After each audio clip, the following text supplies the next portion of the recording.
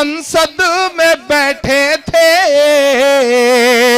मगर बोला तो बस खुलकर असदुद्दीन ने बोला, मगर बोला तो बस खुलकर असदुद्दीन ने बोला। वीडियो को लाइक जरूर कीजिए और कमेंट कीजिए कि आपको वीडियो कैसा लगा है, और अगर चैनल में पहली बार आए हैं तो चैनल को जरूर सब्सक्राइब कीजिए। इसी तरीके से वीडियो आपको हर दिन मिलता रहेगा इंशाअल्लाह। तमाम लोगों की खामोशी, तमाम पार्टियों की खामोशी ने कहीं ना कहीं ये सोचने पे मजबूर किया कि हमारे मुद्दों पर बोलने वाले लोग कितने कम होते जा रहे हैं, या मुल्क में सियासत ऐसे मकाम पर आके खड़ी हो गई है कि जल्दी कोई बात नहीं करना चाह रहा है हमारे आपके मुद्दे पर।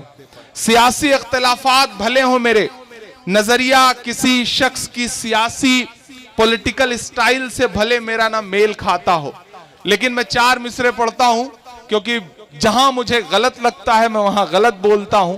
लेकिन अगर किसी शख्स की तारीफ बनती है तो मेरा मन करता है कि मुझे चार मिसरे जरूर पढ़ने चाहिए। मैं पढ़ता हूं साहब, मैं चार मिसरे पढ़ता हूं। निजामुद्दीन भाई, मैंने कहा ना कि सियासी इख्तिलाफात भले हों, बहुत सारे मसले ऐसे हैं जहां मैं उनसे इत्तेफाक नहीं रखता, लेकिन परसों जो पार्लियामेंट में हालात गुजरे हैं, मेरा मन करता है कि मुझे ये चार मिसरे पढ़ने चाहिए। मैं पढ़ता हूं साहब कि महज एक शख्स बोला क्यों नहीं दो तीन ने बोला, महज एक शख्स बोला क्यों नहीं दो तीन ने बोला, वही हक बात बोली जो हमारे दीन ने बोला, वही हक बात बोली जो हमारे दीन ने बोला।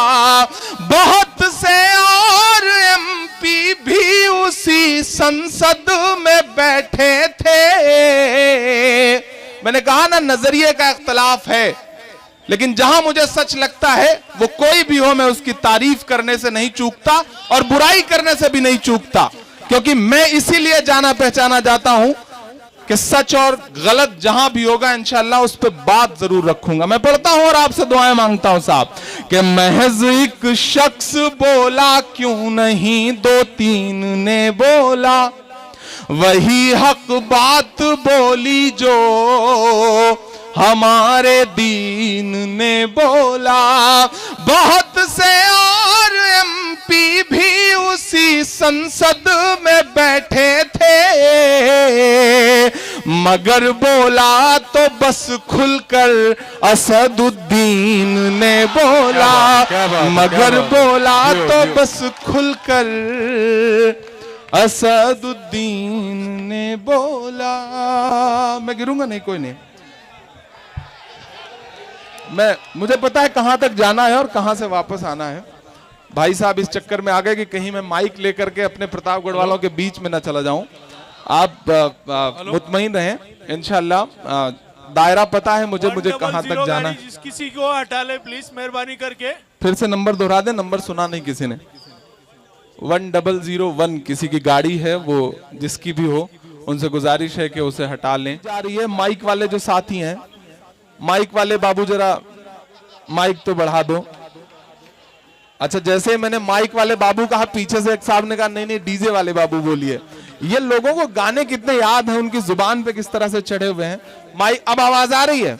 महज एक शख्स ने बोला, महज एक शख्स बोला क्यों नहीं दो तीन ने बोला, वही हक बात बोली जो हमारे दीन ने बोला।